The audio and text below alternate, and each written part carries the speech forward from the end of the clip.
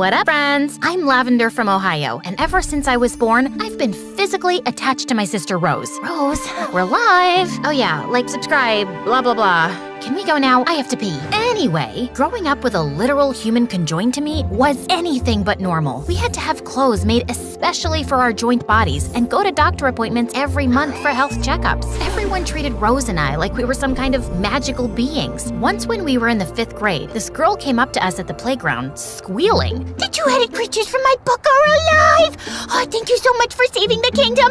Can I have your autograph? Can you tell me my future? I can give you a mouthful of fist. Rose, what have I told you? Punching children is not polite. Also, it's borderline assault. You're right. I'm sorry. We'll tell you your future, but first you have to drink a potion to ward off any evil that might come your way. Wait here while we get it for you. It's from a magical fountain called La Toilette. Rose gave the poor girl a bottle of toilet water every day that week until another kid caught her and reported her to the principal. My sister had an awful temper and messed with everyone who pissed her off. Eventually, my parents decided to homeschool us. Then one day when we were 16, our lives took a total 360. Mom and Dad had gone bankrupt and we could barely afford to pay rent. So, Rose and I decided to get jobs to help our parents out. Except there was one problem. Rose's anger problem kept getting us fired from everywhere we worked. Sorry to keep you waiting. Enjoy your buckets of greasy, chemically processed poison. What kind of demon are you? You run a movie theater and you're not showing the new MSA movie? You might as well just murder a kitten. There was only one way I could cope with all the insanity, by talking to my secret online friend, Bryce. We'd met on a video game platform, and every night when Rose went to sleep, we'd talk on the phone for hours. My sister had ruined all my friendships, my school life, and job, but my relationship with Bryce was untouchable. And one day, he gave me some advice to go back to a regular school so I could get to socialize and try to live a normal teenager's life. I just needed to teach Rose how to control her anger issues. So after I convinced my parents to send us back to school, I had a talk with Rose. We're starting 11th grade next month, and we're probably gonna be the only pair of conjoined twins.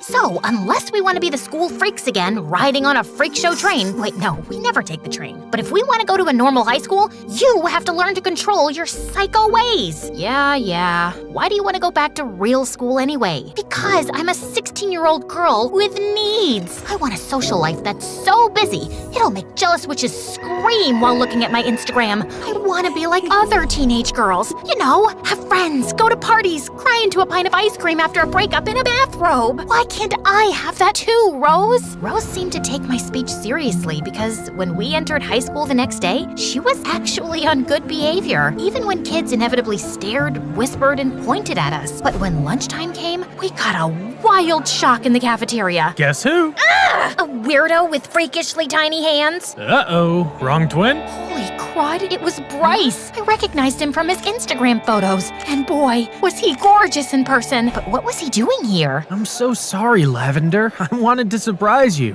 When you told me the high school you were going to, I asked my parents if I could transfer so we could be in the same class and finally be real-life friends. I really enjoyed talking to you over these past couple years. Also, are my hands that tiny? No. You hesitated. Oh boy. My BFF was here at my school, and in person, he looked like a Roman god. Stay cool. And I actually did. Bryce ended up hanging out with us after school, and it was amazing. Then, towards the end of our evening, we were doing homework when Rose decided to cross-examine my friend. So, Bryce, I find it fascinating that you suddenly transferred to our school just to be closer to my sister, even though you two had never even met in person before. And when I went through your backpack, I found a heart-shaped box of chocolates. How interesting it is that Lavender loves chocolate. Almost 90% of the world population likes chocolate. And what do you mean you went through my backpack? It's a thing I do. I go through everybody's stuff because I have trust issues and I'm convinced everyone's evil at heart. My therapist says it has to do with— okay, this has been a delightful get-together.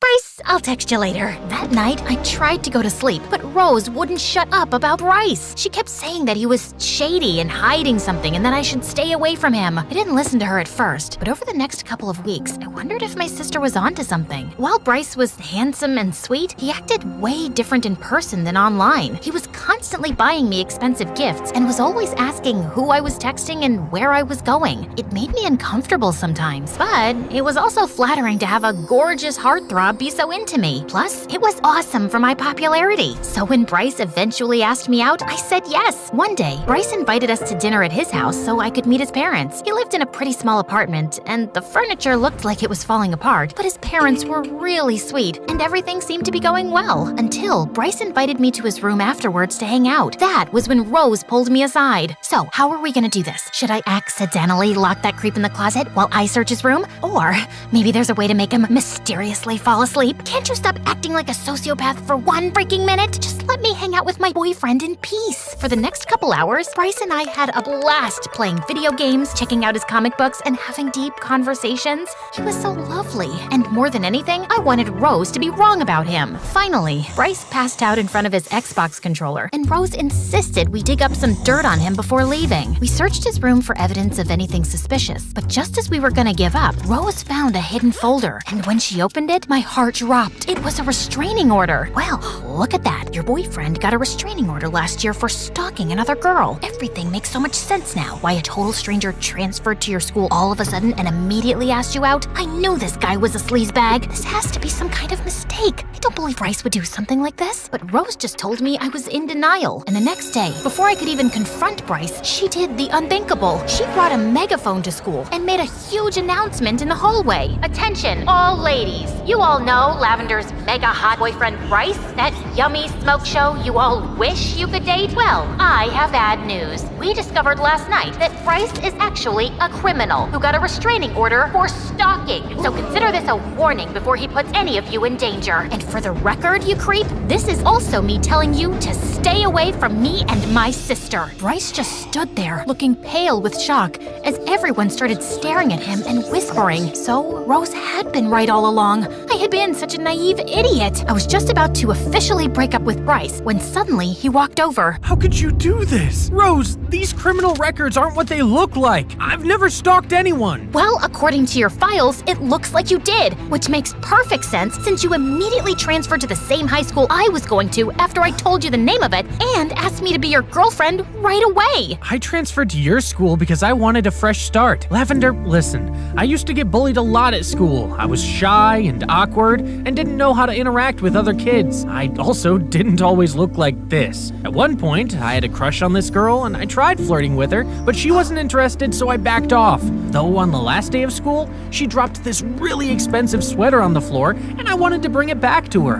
But since I didn't have her number, I followed her home.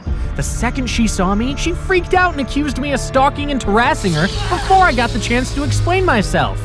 Worst of all, my backpack zipper was open, so it looked like I stole her sweater for creepy reasons. It was all a misunderstanding, but I became even more of an outcast at my school after that. Lavender, you were the first friend I ever had, and when you told me you were transferring to a real high school, I just got excited and saw it as an opportunity.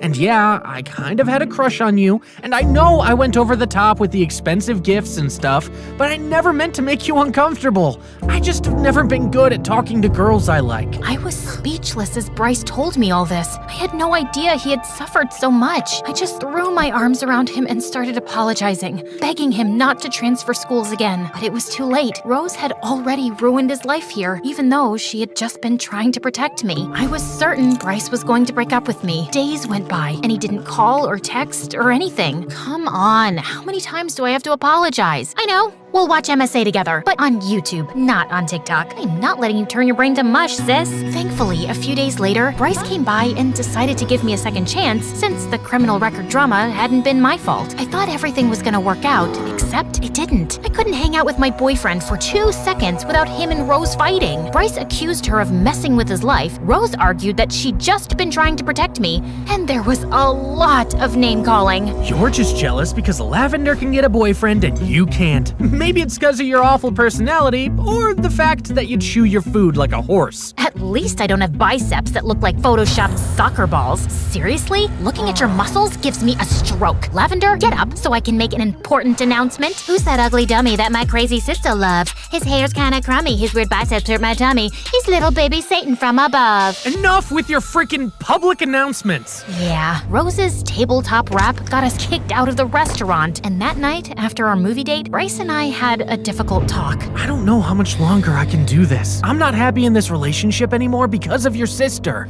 Why does she have to be so— Look, the two of us have been through a lot. Being conjoined twins and all, I've always been able to be positive and keep my head up, but Rose took the trauma much harder. Bryce, if you really love me, you have to learn to love my sister too, because she's literally part of me. Lavender, I'm sorry, but as long as she's here, I can't be with you. We're over. And just like that, Bryce broke up with me. I was devastated.